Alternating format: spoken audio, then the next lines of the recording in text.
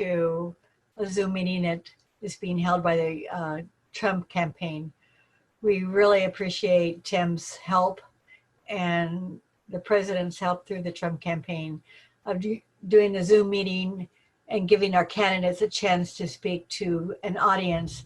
We live in difficult times right now, and we're doing the best we can to get your name out there and to work with you however we can to give more visibility. Mhm. Appreciate your time. It is a lot of work, and we totally understand that. Yeah. But like it was said earlier, you got to have that fun, and you got to laugh at the mistakes, and because you're going to make some. Yeah. It's a fun time. You learn a lot. You make a lot of good friends, and I'm going to turn it back over to Tim. Well, thanks everybody. So obviously we have Eric South with us tonight. Truly appreciate, Eric, your time being with us. Obviously, you'll go ahead and introduce yourself, your platform. Folks can ask questions if you want to take them towards the end. We do also have a chat function as well. That if you can't figure out how to or don't want to unmute yourself, feel free to type a question into chat. But while Eric's talking, let's go ahead and just give him that time.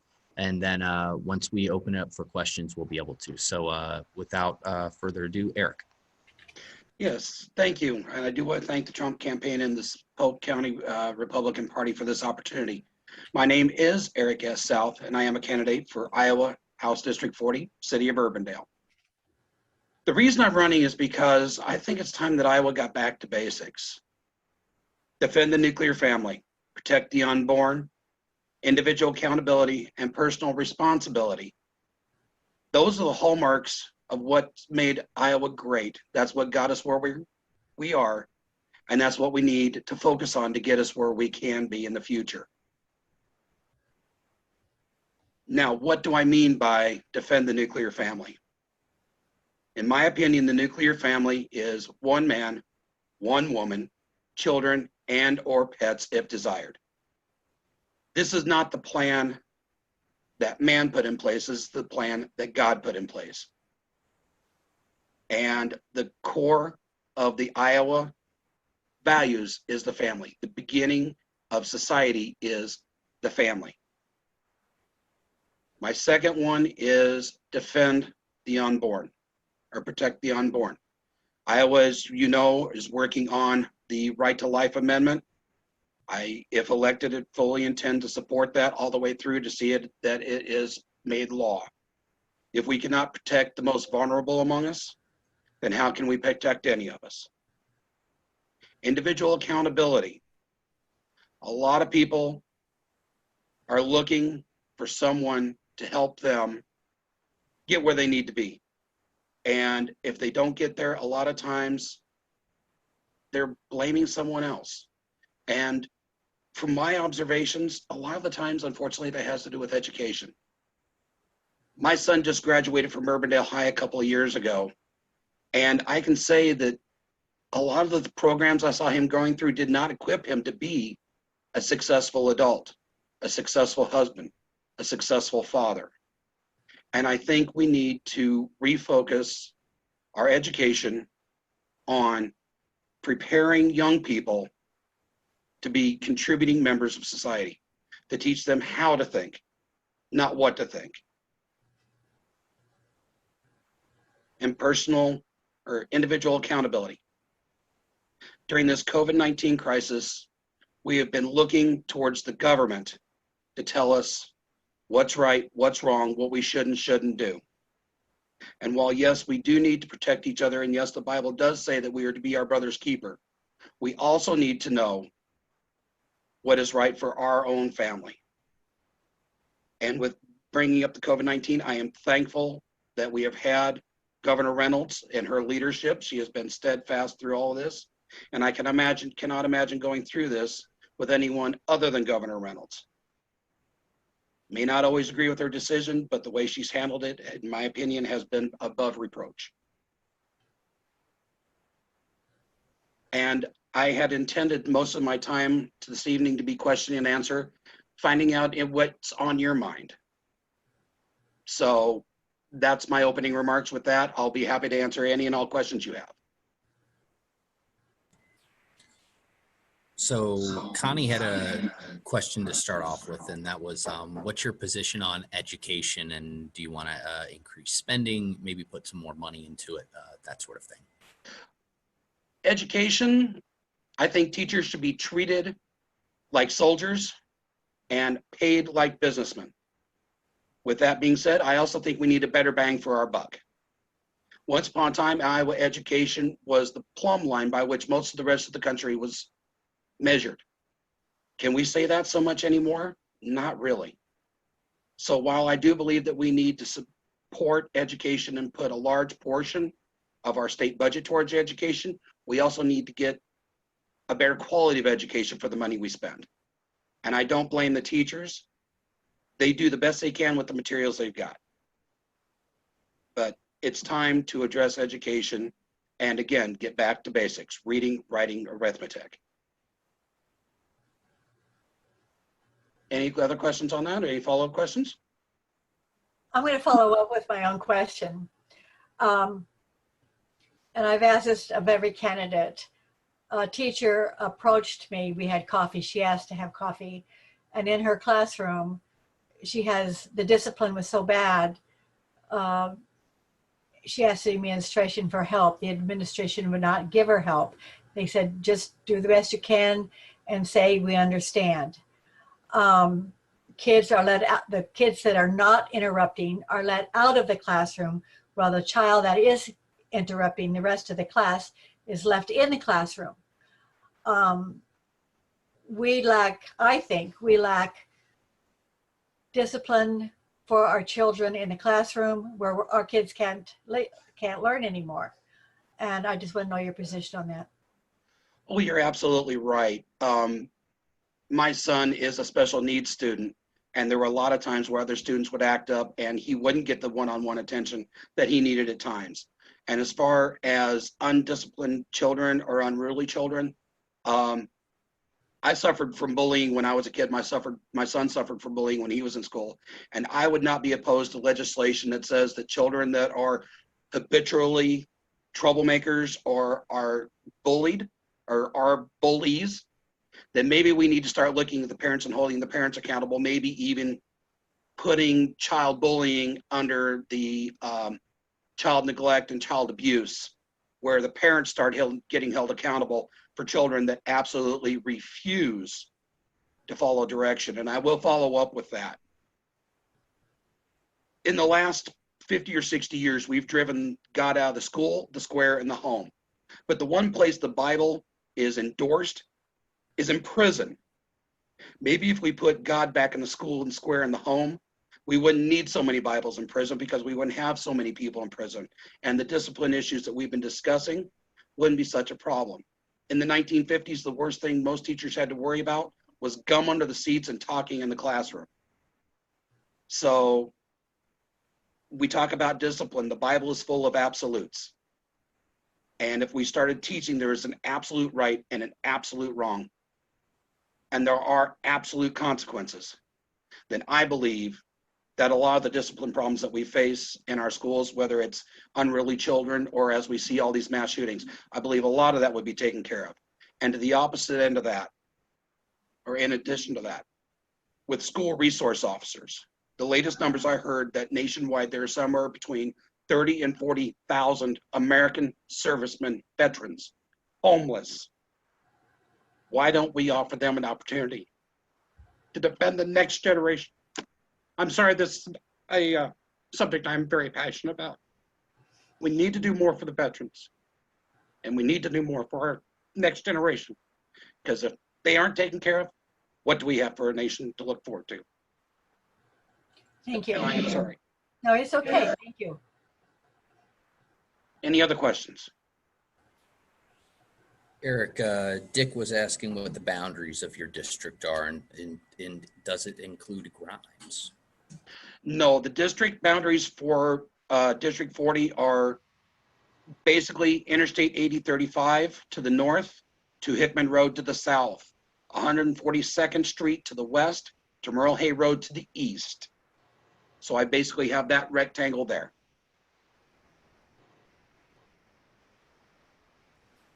If anybody else has questions, feel free to unmute yourselves. You should be able to. If you need help, just raise your hand and I can try and help you with that. And in addition to some of the topics we've discussed tonight, I also have on my website some video blogs of other issues that I've covered. I have 9 of them. That is all I chose to put out until after the primaries. Should I win the primary, then I will be putting more out. But I have discussed things like mental illness, drug abuse, and a couple other topics in these video blogs. Yeah, I have a question for them. Were you, I'm from Grimes, Yes. but I'd certainly vote for you if I were in Urbandale. But are you suggesting that perhaps retired military personnel be utilized as school resource officers? Retired Would be a great idea. retired military service personnel. My passion is for the homeless veterans, the ones that have served currently. I'm referring mainly Vietnam to current day. 30 or 40,000 American veterans sleeping on the streets or on someone's couch every night. They served with honor and distinction. And they need our thanks. They need our support. They fought for our country once. Why not let them fight for our future next and defend the children? So yes, retired military personnel would be great. My passion more is helping the homeless right now. Good. And with that being said, we're Iowans. We take care of each other. The federal government's got a great program. President Trump has done a phenomenal job in getting the VA turnaround. But we are Iowans. We're Urbandale. We take care of our own. Maybe we should see about what we can do for our own. Let the federal government handle the big picture. Let's start Iowans taking care of Iowans. Any other questions?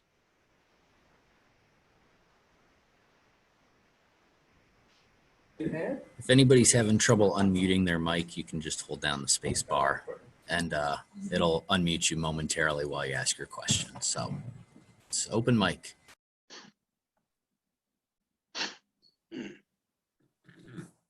Well, if there's no other questions, I'm going to ask for another question. Oh, please. Where are we going to go with the budget? As far as Right now, if we're in a deficit, balanced budget, where's the money going to come from? We're in COVID-19 right now, and all this money is going out. We have people being laid off. We just had dinner tonight at a restaurant that was practically empty. Nobody's spending that money that was handed out to them. Where do you think we're going to go next? for myself personally, and I have been an advocate of this for years, I didn't believe that Iowa should go to a flat consumption tax. That we should take the highest end corporate tax rate and the bottom end private tax rate, and we should average it out, and that should be the tax rate, and it should be a flat consumption tax. That way there's no, you simplify the tax code to where you can fill it out on the back of a postcard. In fact, you wouldn't even need to file taxes because everything would be done through what you purchase. Right now, we have companies coming in, bulldozing hundreds of acres of farmland to put up buildings. Okay, we're getting tax revenue off of it, but how much money are we giving away for them to get that building put up in the first place? Where if we went to a flat consumption tax, if they buy the land, they pay the tax on it. When they put up the building, they pay the tax on the materials. There's no loopholes. We hear all the time, well, the rich aren't paying their fair share. Well, if you go to a flat consumption tax, there is no fair or unfair because everybody's paying the exact same amount. And if you were to divvy out or average out between the high and the low end, that way it does make it fair for everyone. And then everybody would have skin in the game. And if we were to do that, we would be able to reduce the amount of government employees at the state and federal level, specifically the state level, to process the tax returns. All we would need is a couple of dozen people to make sure the money gets set out to the different agencies. Something else I believe in is we need to go to a zero-line budget, where every year, every state agency starts out with zero. And then we look at what their expenditures were the previous year And then they have to lobby for additional resources above that. Because now when we hear people saying, oh, well, we're going to cut 10% off of this program, or we're going to cut 20% off of that program, they're cutting 10% off an 18% standard increase, or they're cutting 20% off a 30% standard increase. If we went to a zero-line budget, everybody starts at the same zero. They have to lobby for the resources, and that would also be a check and balance. So we don't have some of these agencies like the DNR going off to Vegas and having a 2-week bender and writing it off as a business expenditure so they can spend all their money, so they can get that increase the following year. Those two measures, I believe, would go a long way towards balancing the budget, and it would make it more attractive for Iowa.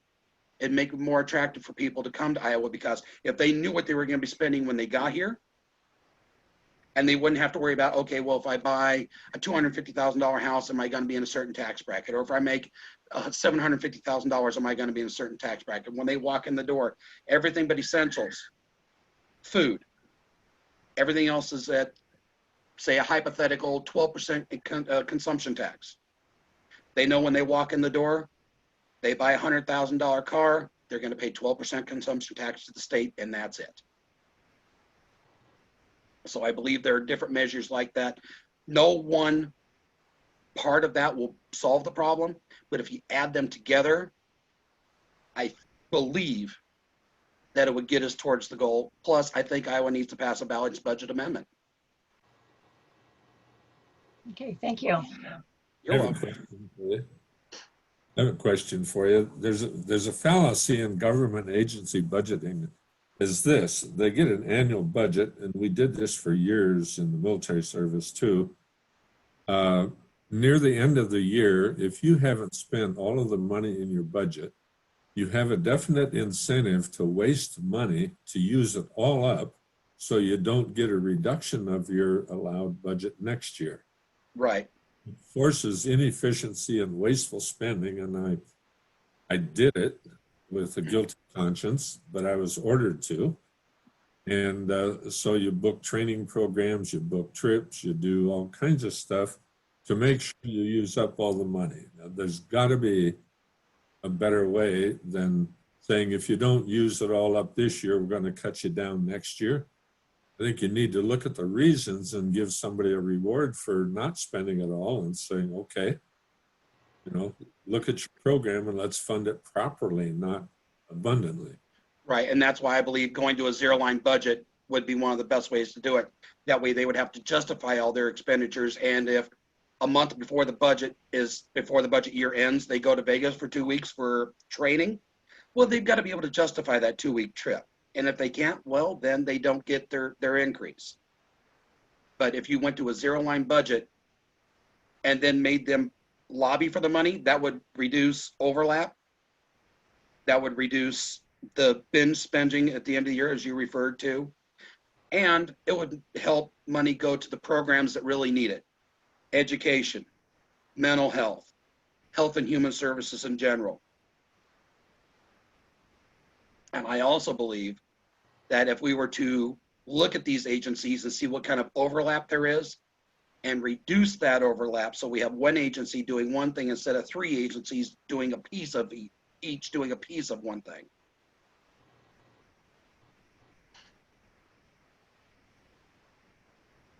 I thank you for the question. Hi, it's Joe. I don't live in Urbandale, I live in Ankeny, but question going back to the flat tax, consumption tax, what rate would you set that at? The way I would first approach it is I would look at the low end income tax for Iowa and the high end corporate tax. And then I would average out the difference between those. So say, and I haven't looked at the numbers recently, and that's my bad. Say the bottom end of Iowa tax is 10% for residential, and the high end corporate tax is 39%. You take all the different tax brackets, I think there's 9, you add them all up together, and then you average it out, and that's what would be the consumption tax between all the different tax brackets, and that's what you would use for a consumption tax. Would the consumption tax be in addition to the state? I'm sorry, I'm having a hard time hearing you. Well, I'm sorry. Would the consumption tax be in addition to state sales tax?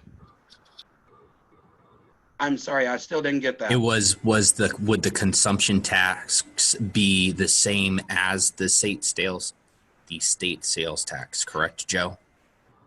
Yes, the intention behind the consumption tax we would do away with state income taxes and the current state sales tax, and the consumption tax would cover both of those. That's why it may seem a little higher.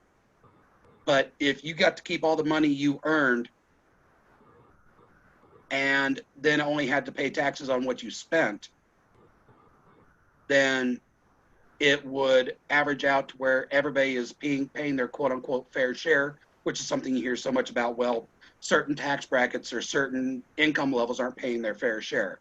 Where if you have one tax for everybody, then then everybody is paying their fair share. And then you don't have as many loopholes, you don't have as many deductions, you don't have as many ways to beat the system. Some years ago, I did network marketing, and one of the things they taught us was there's three fastest ways to get rich in America. Number one, win the lottery. Number two, sue somebody. Number three, beat the tax code.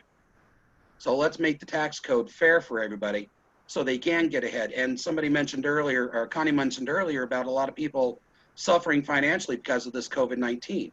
If we had a flat consumption tax, that might promote people and encourage people to maybe do a little more saving. So when something like this comes up, they don't have to scramble looking for $3 trillion handout from the federal government, which goes back to one of my pillars, individual accountability. If we promote savings, if we promote taking care of yourself and your family and going to a consumption tax, but at the same time to generate revenue, but at the same time encouraging savings, then people start looking for themselves and people have a little extra to help their neighbors. Because I just read an article a couple days ago that donations to charities are down almost 40% because people are trying to take care of themselves, especially with so many people out of work. And I'm hearing some people say that as much as 40% of all the jobs that were quote unquote temporary during this pandemic are going to be permanent. That's an awful big number, and that's an awful lot of people without a work. This is Joe again. Can I ask a follow-up on that? So how would you administer the consumption tax? The consumption tax would just be a tax when you made any purchase at the store. It would be both online and brick and mortar. Okay.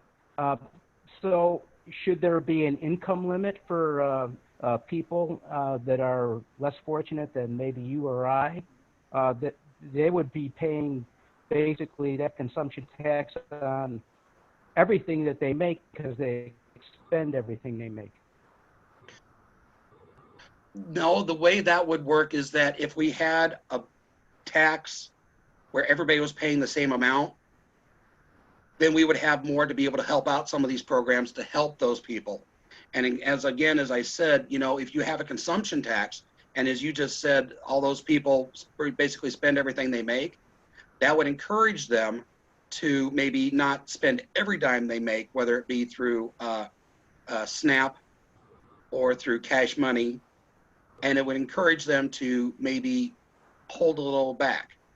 I know when I got my stimulus check, I did a couple of very responsible things for it. And I went out and bought some extra groceries. And I saw people that had their stimulus check and they were buying robot vacuum cleaners. But yet they were saying that they didn't know when one of the people that I witnessed doing that said they didn't know when they were going to be going back to work. If that consumption tax was in place, they may be saying, okay, I would really like to have this robot vacuum cleaner, but if I have to pay this much in tax on it, maybe I'll get a new upright and I'll hang on to that extra money so I can make sure I pay next month's rent. Which goes back to one of my pillars of my campaign, which is individual accountability.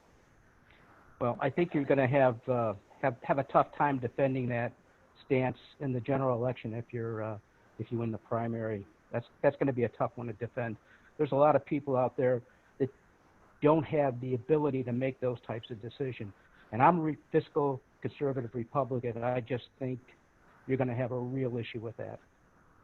And as far as people with income limits, my wife has been laid off for almost 2 years now. I live in a 2-bedroom apartment and I shell out almost $1,000 a month and I make less than $50,000 a year. So it can be done. Tim, may I ask a question of Eric, please? Please. Well, it's great to be among friends. Hi, everybody. Okay, my particular interest is on human trafficking prevention, sex trafficking, and labor trafficking.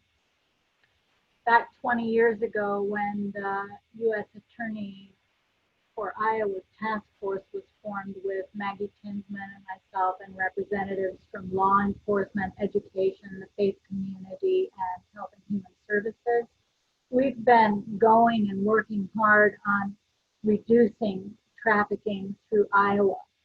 And in Urbandale, you have the questionable privilege of being right there at the hub of trafficking, the confluence of Interstate 80 and 35. So this is a major corridor, not only for human trafficking, but for drug and weapons trafficking as well. So I'm aware that now the organization that I'm a part of has influenced legislators to write a bill. I don't know the name of it, but it's on the floor now, that prohibits any state agency from doing business with any hotel or motel that declines our offer to train them in, and their staff, 100% of the staff must be trained before they are given any state business. Now, if you were elected now, how would you approach that legislation, please, Eric? I would support that 100%. Human trafficking is a huge issue. You're right, Iowa, with it being on the intersection of Interstate 80 and Interstate 35, we are a major hub. We are not that far from the Canadian border. We're not far from the Great Lakes, which they can smuggle up into Canada and then get them out of the country. So no, humans trafficking is a huge thing. And that also goes in with something else that I've discussed. A lot of people that are trafficked have mental health issues. They either have mental deficiencies or they have mental problems, and they just look for anybody that they think will help. And before you know it, they're in the sex trade or they're in the labor trade. So part of my thoughts on fighting human trafficking would be to stop criminalizing mental health and start prioritizing mental health. One of my video blogs that I put out, I have that we need to stop putting so many people in prison with mental health issues, and we need to start dumping a lot more money into mental health, because I myself personally have lost a lot of friends to mental health, and they tried to use over-the-counter and street drugs as a way to self-medicate. And people that get into drugs will end up, a lot of times will wind up in the sex trade or the labor trade as a way to support their habit. So if we get the people the help they need before it becomes a problem, then an ounce of prevention is worth a pound of cure.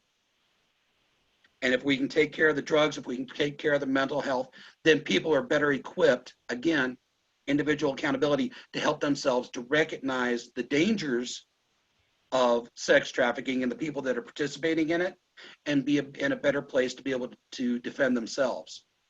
And as far as the training of the hotel motel, absolutely. If they don't want to be trained to recognize drug trafficking, then they don't need government business. Thank you. Thank you. Any other questions?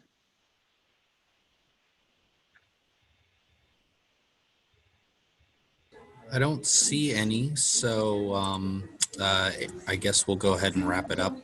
Eric, closing remarks? Tim, I'll ask one more. Yes. Sorry. No, Or that's Chris, fine. do you have I'm a having question? fun.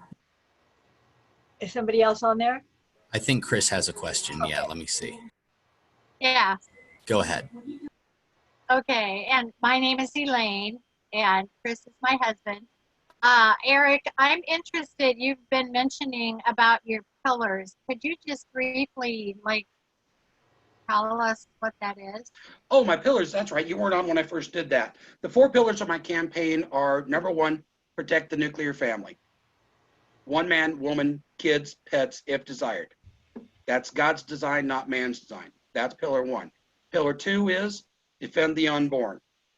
If elected, I would fully support and help make the Heartbeat Amendment become a reality in the state of Iowa, so that we recognize that when the heart starts, life starts.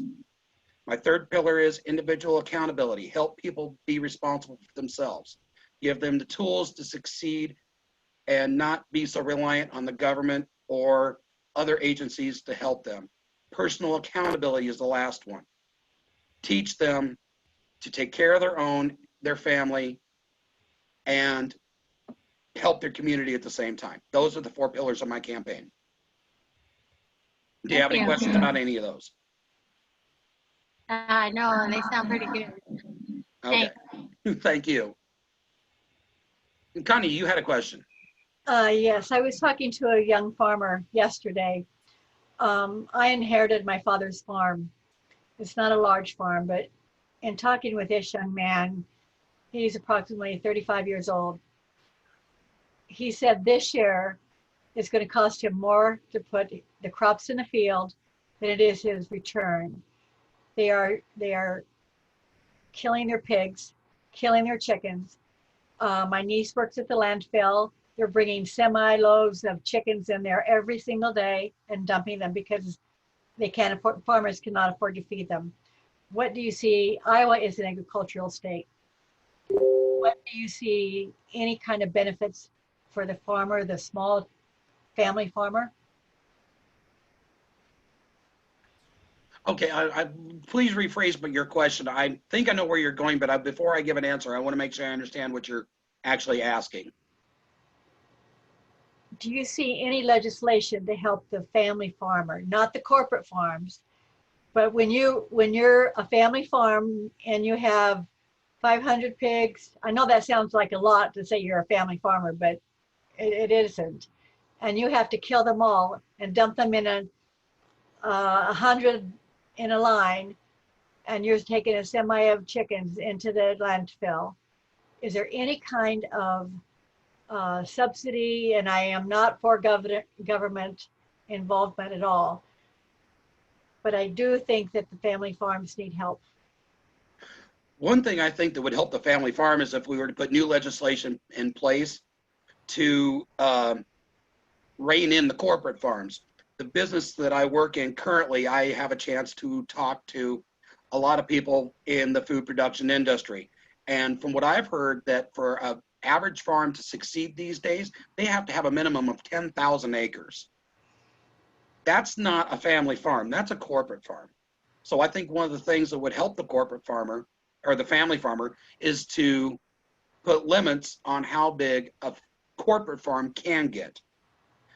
Antitrust laws are in place for a reason, because J.D. Rockefeller manipulated the markets way back when oil was starting to make its debut.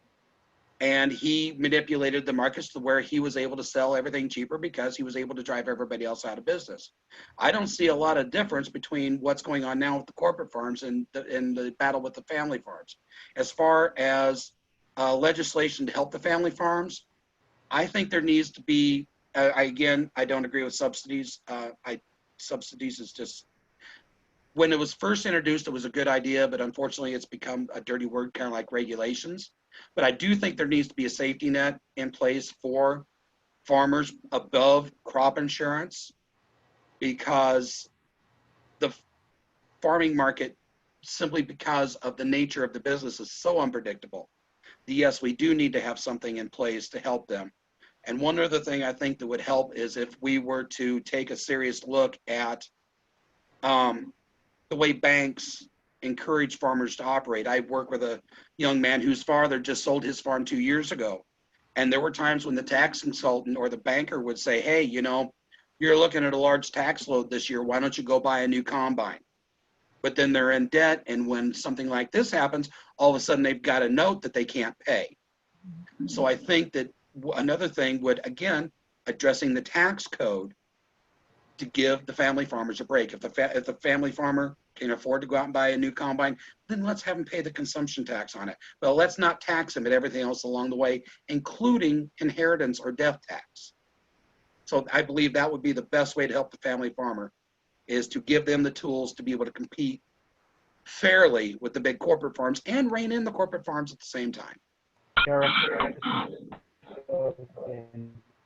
want to raid the corporate farms. So I'm assuming you're talking about that as in the state level. If you did that, wouldn't that encourage the corporations to migrate to other states and leave Iowa and reduce your tax base?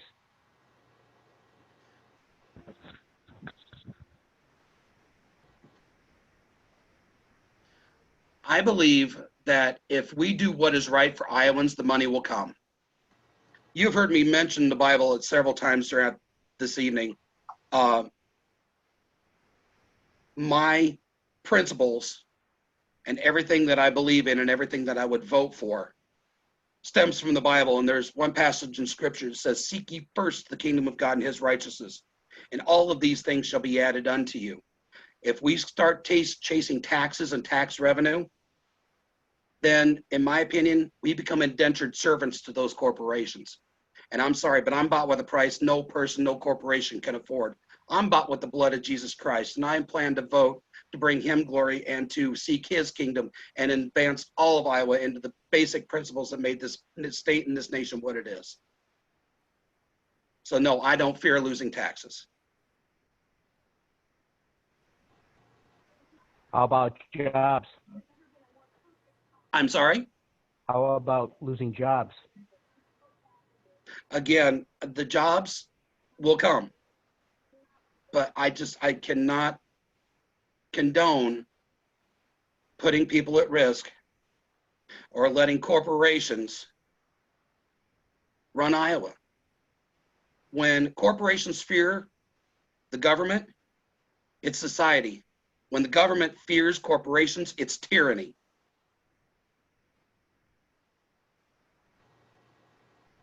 I am not anti-corporation. I am pro-small business. We've heard several multi-million-dollar tax breaks going to corporations that make more money in a month than this state spends in a year.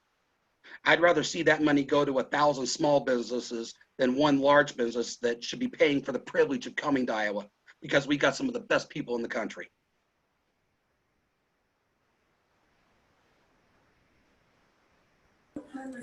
Anything else, anyone?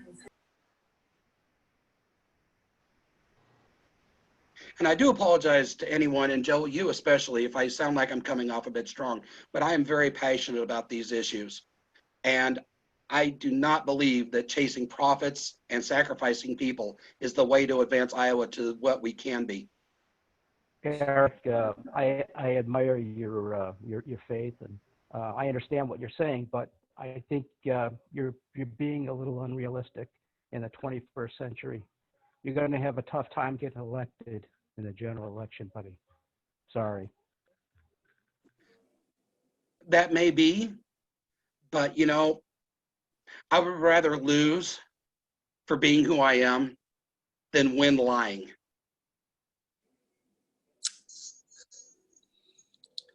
Very good said, Eric. I'm sorry I got in here late, Eric, but I'm Nick Van Patten.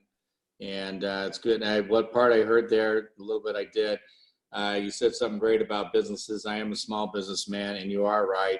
There's nothing more aggravating to people such as myself as a small businessman, and I see medium and the larger corporations and what they do get in a lot of benefit and packages and so forth. We don't, like you were just going through, and what I missed probably earlier, in that myself, I'm not able to. And I pay just as much in taxes than they do in the long run, and I do know that. And that's a good thing to hear. You be a fighter in Washington for the true small business person. I always yell that all the time to a lot of the politicians.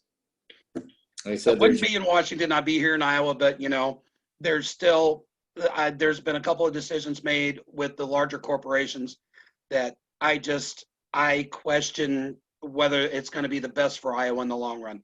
Yeah, it brought a lot of jobs, and yes, I love jobs. I have friends that have fought tooth and nail to try to find jobs.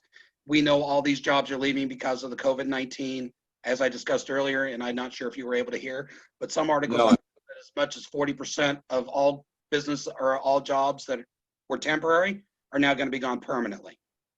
So, that breaks my heart. And yes, I want jobs, and yes, I want Iowa to have jobs. I want Iowa to have the best jobs. But I cannot, with a good conscience, tell a corporation, yeah, we'll give you multi-million-dollar tax break so you can bring 500 or 1,000 jobs here, when it's going to take us 10, 15, 20 years to make that money back. About Where a small business owner, they spend local, they buy local, they employ local. A big corporation can import goods and services from around the world. Local businesses, they buy local. They'll buy from the local farmer. They'll buy from the local meat processing plant. They'll buy from the local plastic injection molder. They'll buy local. They'll produce local. They'll sell local. And they're the closest to the people, which You're means right they have about the that. best impact. I don't know if you heard, well, I was on today, but the guy that has started the Shark Tank, he's a billionaire that's on Trump's council, and I'm sorry, I'm going blank on his name right now. Mark Cuban. Mark Cuban. Yeah. And he's proposed on starting through the federal government a new type of program on teaching a lot of people and the smaller businesses, helping them out for employees and so forth, and the training. Basically, he's kind of going like what he's getting at, more about the trades and so forth. And how do you feel about that? Okay, you were breaking up a little bit. Would you mind? Okay, well, I mean, he's proposing through, and it'll be coming out here in the next month or so, but they're working on having a new, and then I imagine it's going to be an executive order with a new training program that they are going to be trying to do to teach the trades and get a lot of other people, younger people to, besides being the trades, but just being trained in a lot of the basic necessities for people like me that I'm looking for trying to hire people, and they have a hard time because they don't want to do that because they don't know. And of course, right now, our federal system has set it up through the educational system where they don't teach it in the schools anymore, but they want you to go to DMAC and you pay to learn how to pound a nail, which I've never had understood that. Industrial arts classes are gone, as you all know. Yeah. So I think that's a great start, but we do need to have people such as yourselves get elected to actually go back in and go back to the federal education or going back to the, national, and just say you got to put a mandate in schools, put industrial arts back in schools, and take all the computers out of the rooms that used to have all the industrial arts. Are you for something like that? Oh, absolutely. The company I work for currently, I'm not going to name names, but it's a very prominent company in Iowa. And they did some major remodeling in the last couple of years. And I would talk to the foreman and the trade skill workers. And one electrical company we were working with had to bring people in from South Dakota because there were not enough trade skills here in Iowa to be able to fill the demand. And everybody wants the corner office, but nobody wants to learn to build the corner office. And I am absolutely in favor of trade skills. The way I understand it, trade skills were taken out of the classroom because of the risk of insurance. Yep. Life That's is exactly not why. bubble wrap. Yeah. Life is not bubble wrap. If you go and you work at a construction site, yeah, you might get a nail driven through your foot. Yeah, you may lose a finger. Safety measures in place to keep it from happening, but accidents happen. Yes. I think STEMs is a great thing. Science, technology, engineering, math. Great. Hallelujah. That's the wave of the future. Yeah. We've got to have people that are willing and able to build those corner offices. And I think trade skills are the way to go. And as far as sending students to DMAC, community schools are definitely better than the four-year colleges in a lot of cases. My son has gone through DMAC a couple of times.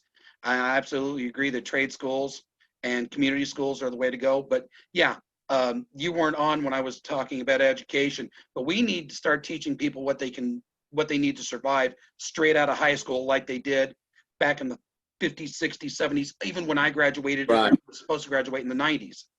Yeah, but what I'm getting at is that a kid shouldn't have to go to the community school to pay to learn that No, trade. They should be absolutely. doing in 9th, 10th, and 11th, or even 12th grade. Absolutely. Like you're talking about, where I do know for a stat, this is 3 years ago or 4 years ago, in Iowa, there was a shortage of 90,000 welders.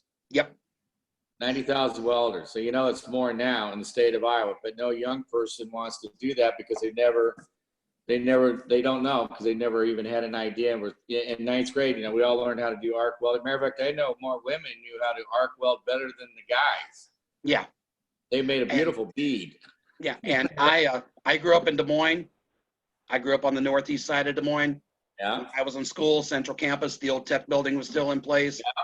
They had automotive, they had welding, they had robotics, they had carpentry and industrial electronics. Yes, those classes need to come back because my son is not geared for college. Eric, I have a question, Joe, again. How would you pay for these industrial arts, vocational type schools?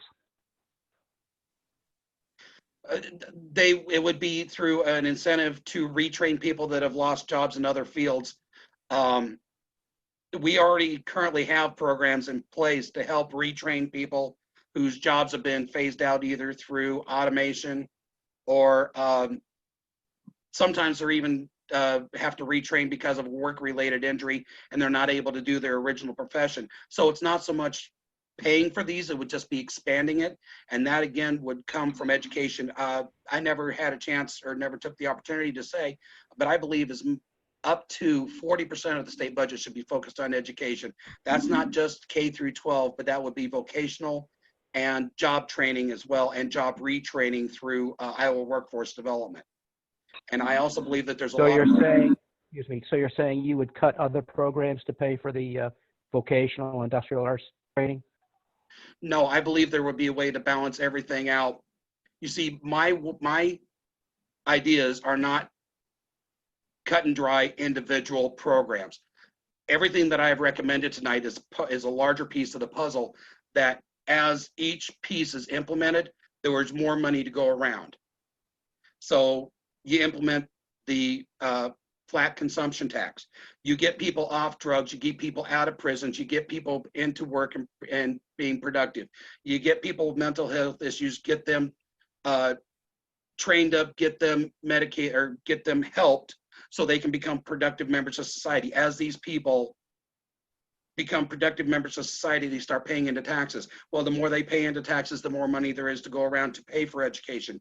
Then, as like the other gentleman said, we were short 90,000 welders. Well, if we start getting more welders, well, more construction happens. More construction means more property taxes. More property taxes means more money for more programs. More programs mean more people welding, more people on electricians, more people carpentry, more people high iron.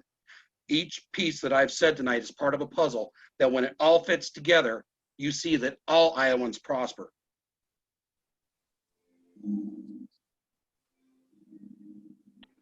Well, Eric, I think you're,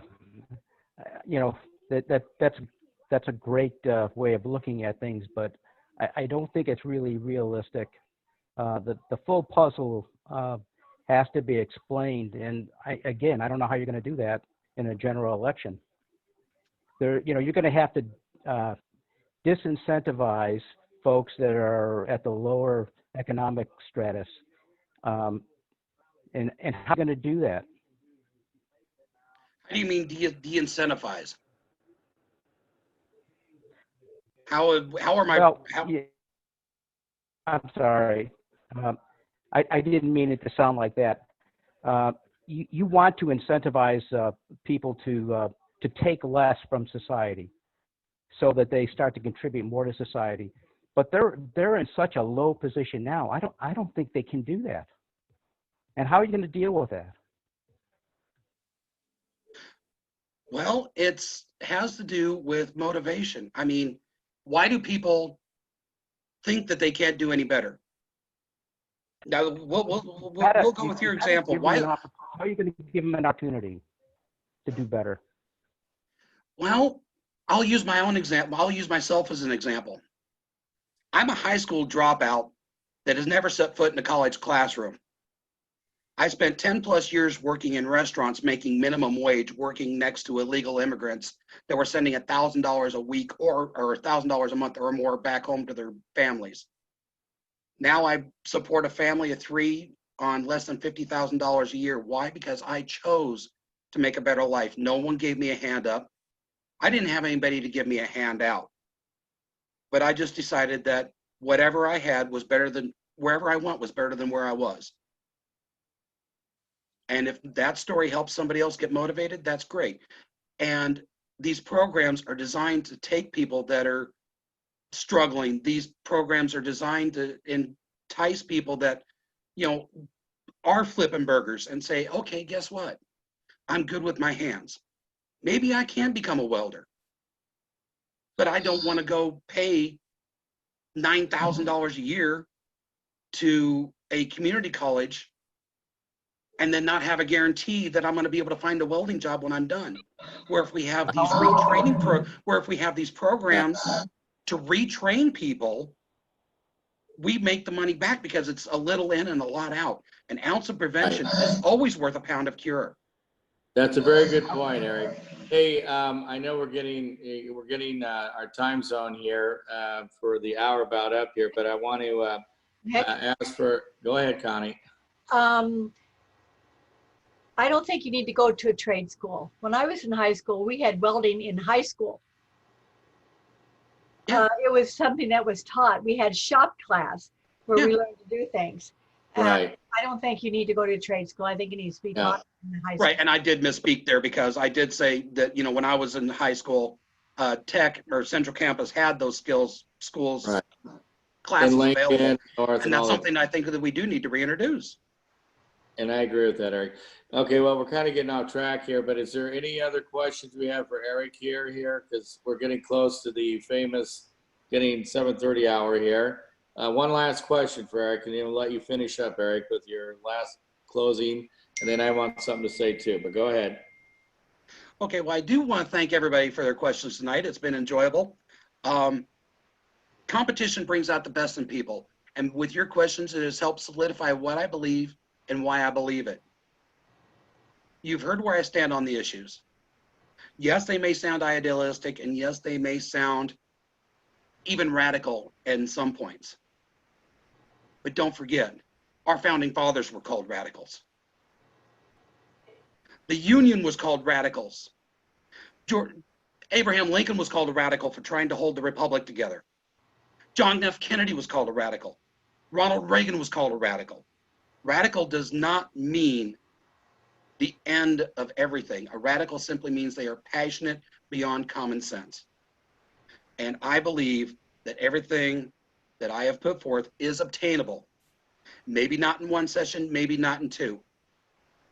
But if enough people agree, we can make it happen. 1 voice you can ignore. 50, it's a little harder. And I do not make promises. A man's word is his oath. If a man does not have his good name, he has nothing. So nothing I have said tonight is in any way to be construed as a promise.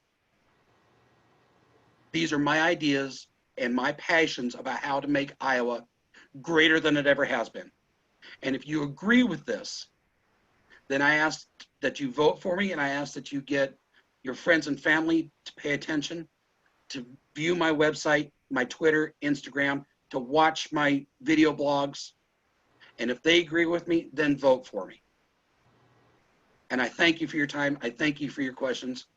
And I thank you for taking your time and exercising your constitutional right and voting. And now I'll close with that. Well, thank you, Eric. And I know Connie and I see you there, Connie. Hi. Yep. Nick. We want to thank for everybody being on tonight. And I take that, Eric, you did a good job. What I got here late and I apologize about that, but I had another meeting. I was, went longer than I was supposed to. I do want to point out, and I know